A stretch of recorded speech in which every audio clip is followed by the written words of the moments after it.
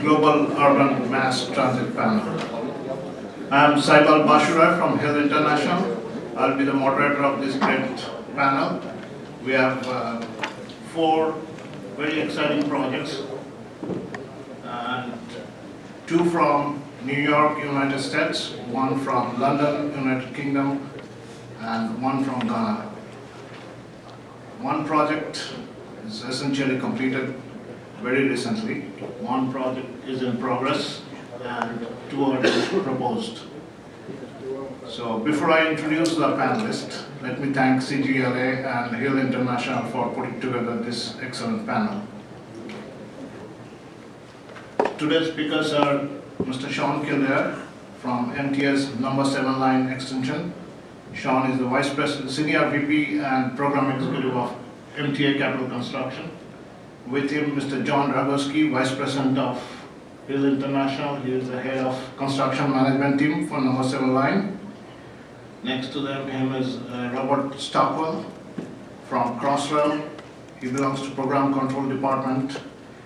Robert made an excellent presentation this morning, gave the overview of Crossrail project. In this panel, he will speak on how this project is controlled and managed, right? Okay. Next is David Hopkins, Vice President and Senior Director, Aviation from New York City Economic Development Corporation. He will present proposed Brooklyn-Queens Connector Light Rail project in New York City. And our extreme right, it's Ms. Lauren Sullivan, CEO of Chesterfield Fairings Limited. He will speak about Accra Light Rail system in Ghana. So let's start going. We'll hand over to Shawn to start. Thank you, Saibal.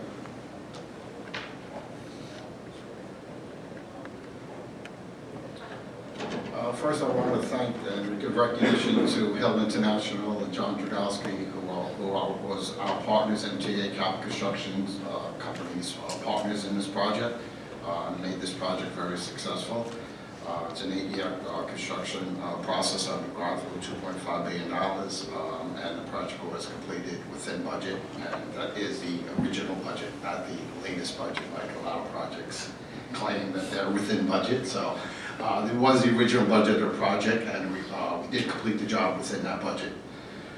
So now to talk a little bit about it, since we're really here to discuss infrastructure, I want to talk about what makes a city great. What a city needs, it needs a dynamite transportation system, a world-class transportation system. It needs affordable housing, safe and secure environment. It needs great educational infrastructure. If you have great education, it'll attract people. And finally, you need green space, some spaces for people to take the shoes off and run through the grass with their toes. So all these things are keys to making cities great internationally. Now, as far as the transportation portion of it is what we're going to be discussing today. Public transportation system is the backbone of a successful city. Having people to get a reasonable commute, the public transportation system has to compete with the auto commute. So it also has to be reasonably priced. It has to be reliable, it has to be safe. And the New York City transit subway system right now, when adjusted for inflation, the typical ride is cheaper than it was in the 1960s. So we are giving bang for the buck. But, you know, wherever transit, it is a history of wherever transit is developed, that real estate will follow. Well, here's an example. In the 1900s, you could see each one of the boroughs within the city of New York. Some of the boroughs between the 1900 and the early 2000, the minimum grew by 236%. The other ones have grown by, one has grown by 1,500%. So you can see that there's been a need. Always Manhattan proper always had mass transit, but the outer boroughs you had to increase the availability of mass transit out to the outer boroughs and make the mass transportation reliable. That would allow the city to grow. And the key to this, though, is is that you have to have a system that's robust. So the New York City transit system has 21 subway lines, 3 shuttle lines. The average weekday subway ridership is more than 5.6 million people. Again, the average weekday ridership, that's any day, is 5.6 million people. The annual ridership is 1.8 billion. We have over 6,380 subway cars. Our subway cars travel 361 million miles a year. There's 470 train stations, and there's more than 840 linear miles of track. So it is an extremely large system. We have a system that does handle the capacity that's required in the city, and the city continues to grow.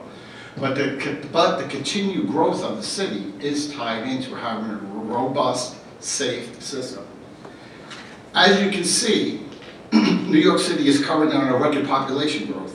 The planners are forecasting an additional 500,000 people living in the city by 2035. But I want you to look closely at that slide, because just because you have a robust system, it doesn't guarantee the population will continuously grow. Any of you remember New York City in the 80s, late 70s, early 80s, New York City transit system was fraught with graffiti. It was unreliable. The mean distance failure on train cars were at the lowest that it ever was. We did not have a reliable service, and because of that, the city's population started to decline. New York City was actually was falling behind the other major cities in the United States. It was no longer an attractive place to go. In the 1980s, they recognized that we went into a 5-year rolling capital program of improvements to the city to get the transit system back up to a state of good repair. Once that state of good repair started to happen, you could see as the 90s and 2000 rolled around, we reversed that trend. All of a sudden, New York City became an attractive place once again to come. And now the outer boroughs, any of you who's been to New York City recently, namely the Bronx, Brooklyn, and Queens, have continued to explode. The majority of growth in New York City is not within Manhattan proper, it's actually in the outer boroughs. So once we got it up to state of good repair, the next opportunity was to actually expand the system. So to part of expanding the system, we created a company. The company was created with MTA Capital Construction Company. It was established in 2003, and it was to oversee the construction of major infrastructure projects. It was the first time in 26 years that now that we've got it state of good repair, we started to expand the system. The original portfolio was 5 projects. The 2 projects on the bottom were actually projects that came about, were federally funded as a result of 9/11. Monies came in from the federal government, and the top 3 projects were different funding sources. So not only do you have to start partaking on the mega projects, but you also have to start coming up with some financing. And on one of the projects, we have a partner here for Hudson Yards Development Corporation. They also came up with an innovative financing approach, which we'll talk a little bit more about later on in this presentation. So what is the size of this portfolio? We exceed over $20 billion of expansion is being done within New York City.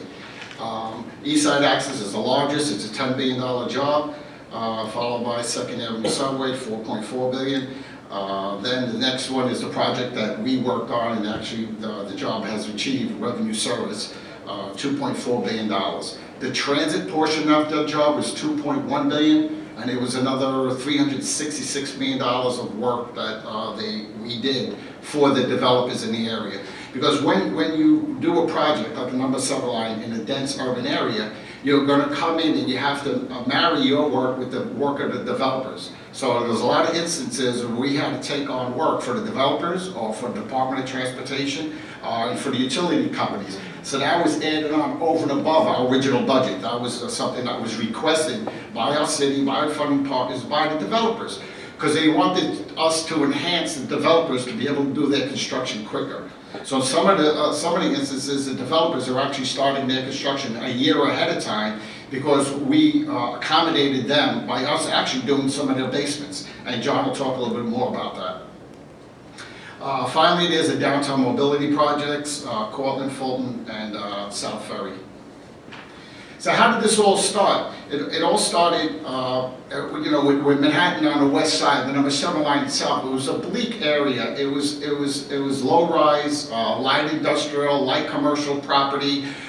It was not serviced at all by mass transit. So the area where the number 7 line was underutilized, it was underserved. So it was an ideal location for development. So the initial development was thought to bring the Olympics to New York City, and they were going to redevelop this portion of the city as part of the Olympics. That was the original plan. Well, when New York City lost the Olympic bid, the city turned around and said, you know what, this is still a good idea to redevelop the west side. Just because we don't have the Olympics and the Olympics are not coming does not mean that the west side of Manhattan doesn't need a facelift. So we had to redo the west side of Manhattan. We had to change the face of Gotham. So this is a major area, a major redevelopment in the undertaking. So how was it done? It was done by transit-oriented development. So they identified an area within the city. They rezoned that area. So they took all the properties in that area that were rezoned for 4 or 5 floor height buildings and rezoned them to 70, 80, 90. And one of the instances right above our entrance is rezoned for 100-story property.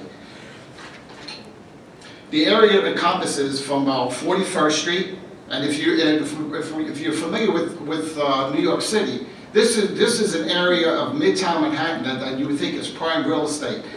But it's on the west side. The same area on the east side of Manhattan, between 41st Street and 26th Street, is some of the most expensive real estate in the world. So it behooves everybody to understand why the west side would be underutilized and underserved, why it was okay to have 3, 4, 5 story buildings and not to be acceptable. HYDC and the city recognized that. They rezoned the area. Based upon that rezoning, they got bonds. The bonds were $3 billion in bonds, and the bonds were floated purely on future development. What they said is that based upon future development, there's going to be taxes that are going to be received. Based upon those taxes that are received, they're going to pay the bonds off. So based upon that future development, it funded the subway, which $2 billion. It funded the contingency of the subway, which is established at $100 million or 5%. And we were actually, as I said, we've actually did not use that full contingency. We have contingency remaining. It funded the non-subway infrastructure projects. Like I said, we had to work around and work with the developers. So there was $266 million that we did for developers and DOT. And it also funded the green space. It funded the parks, the streets, the property. So to make a city great, to make this part of the city attractive, you had to bring transportation in and green space. And this is all done based on rezoning and the future tax revenue. But the key to this whole thing is that is getting the job done within the time frame, because otherwise the bonds, you start running into problems with bonds. But this project had an enormous amount of energy because the bonding companies, the developers, the community boards, and the city, everybody was behind this project. So there was a esprit de corps to get this job done. So this is what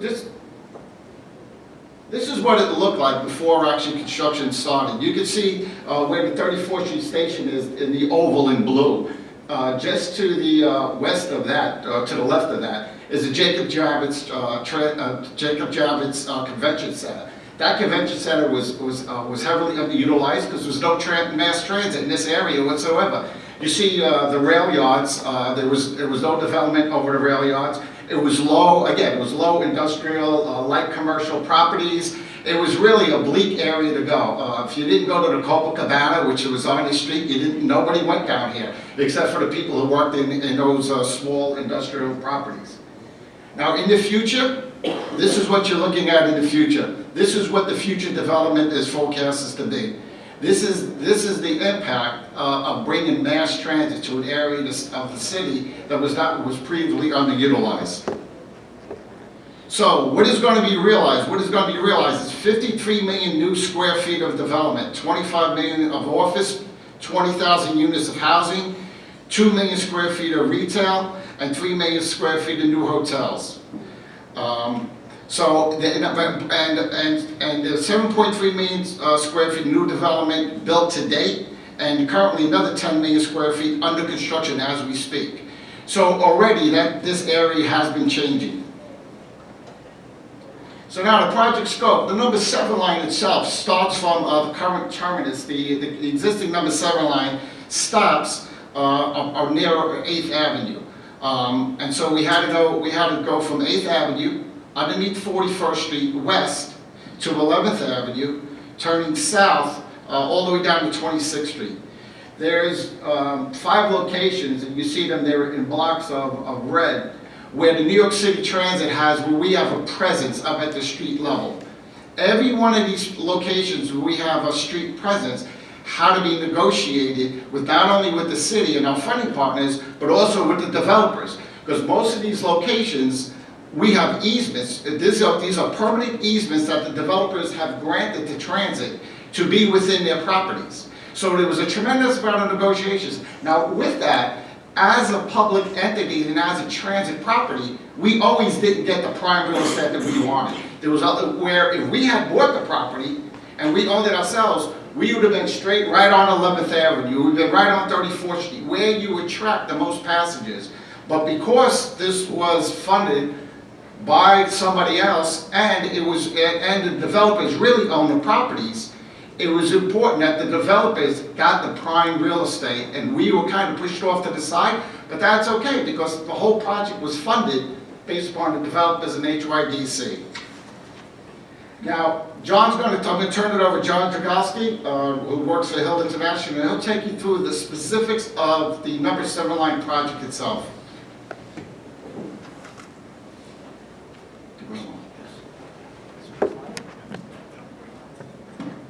Thank you, Shawn. I'm going to wrap this up with just a few slides of the specifics about the project. So, the project consists of 1.5 miles of new tunnels, a terminal at 34th Street. So the terminal includes a huge station complex and enormous back-of-house space, because it is a terminal point. There is over 100 people working there full-time.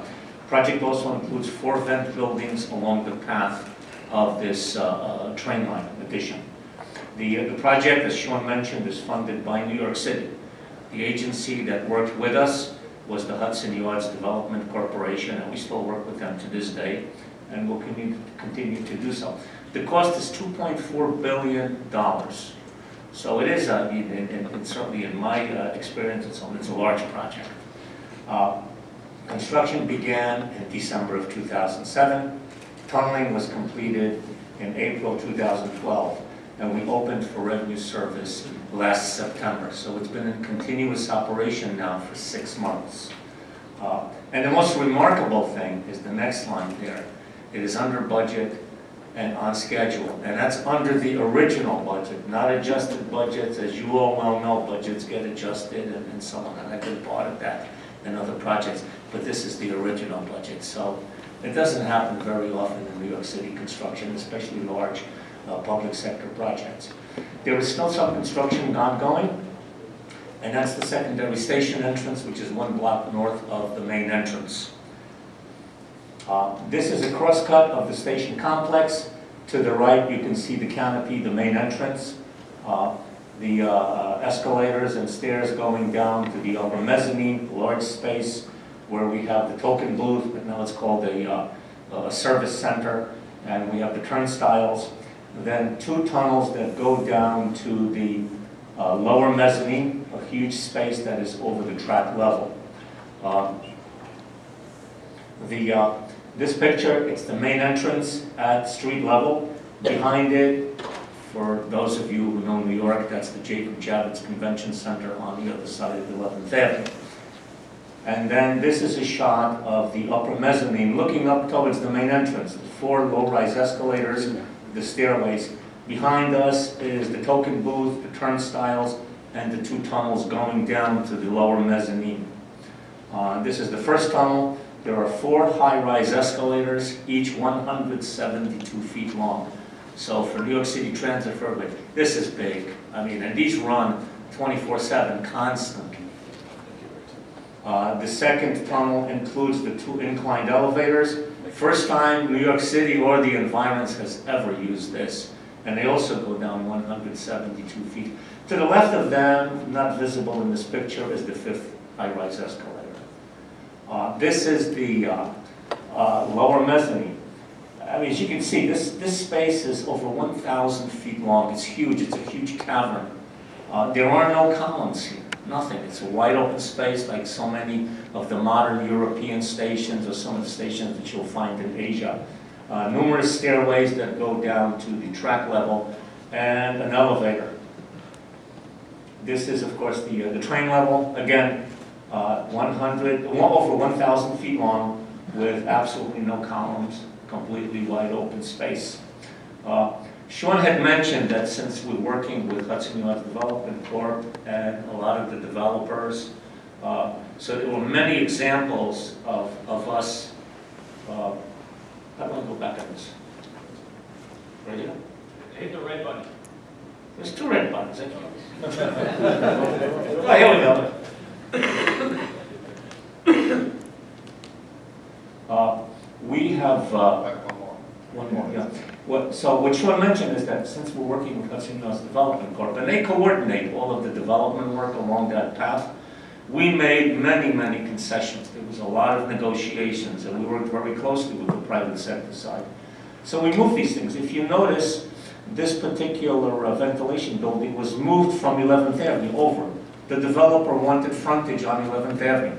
So if you look at the cross section, we redesigned the whole thing. We moved it back to allow them to give them that frontage.